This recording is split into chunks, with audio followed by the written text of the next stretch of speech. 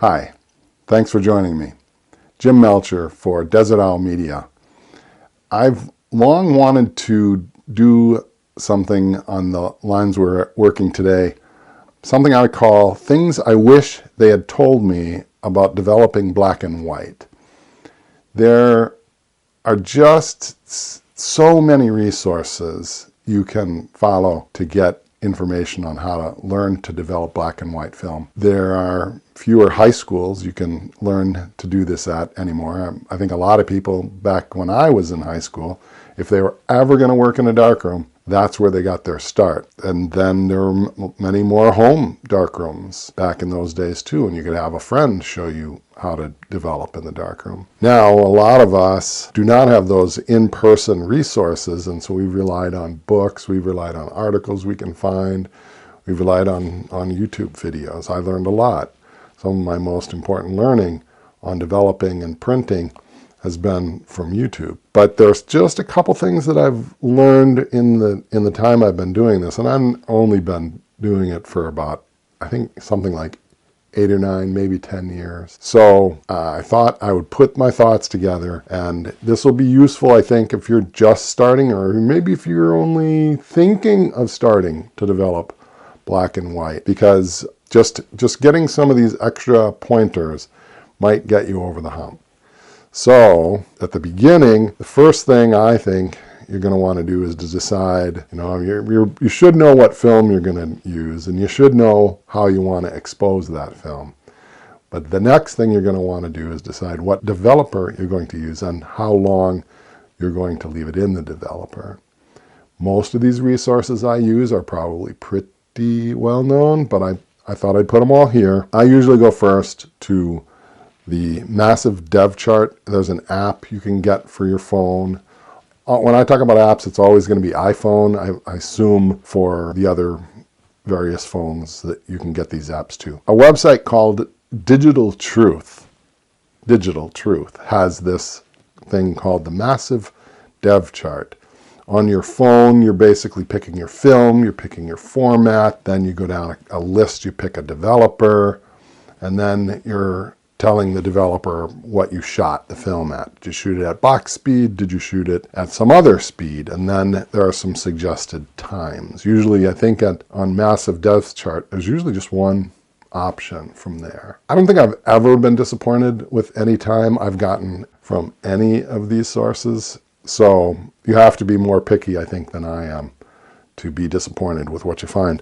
But sometimes you can't find, like maybe you're shooting an obscure film, maybe you got something weird from the FPP, or maybe you got something from, just a little more obscure film. There's a lot of films still available. My next fallback, again, there's an app, Film Develop Pro, and that has a lot more flexibility and a lot more obscure films and developer combinations. It's weird. It seems like it's broader, but not as deep. I feel like you might not find some of the more common things in that app, Film Develop Pro. Then there's a really great resource, and really, I think if you try one of these resources and it's working for you, just stick with it. I've always come back to the massive dev chart because as I hone my work, I've been concentrating more on pretty common films and pretty common developers. But when you're really experimenting a lot, you're going to love filmdev.org. It's kind of a crowdsourced website with all kinds of weird developers and film combinations. And I think you could probably do everything using that one as well. Now, I'd be wrong if I didn't mention that a fourth way to do this, probably the most legitimate way, is to do a zone system type personal film speed, where you're testing your film, your camera, your lens, your shutter speeds even in some cases, against a given film, a given developer, a given paper in the darkroom, in the printing darkroom, all right? If you're only using roll film, I really think that's a little bit of overkill. I've never really been unhappy with what I get from these other resources. And personally, I've never really successfully done a personal film speed test. I've started about 4 or 5 different times. I think maybe in 2023, check back with me this time next year, I may have felt like I had to, because I'm going to shoot some 5x7 this coming year. And that gets a little pricey, so you don't want to be experimenting too much anymore. Now, that said, now you figured out, what film developer, developing time and whatnot. Let me give you what I feel like is the most important overall tip is consistency. You're going to be doing a lot at the first few months of film developing, but work towards a process that you can repeat every time.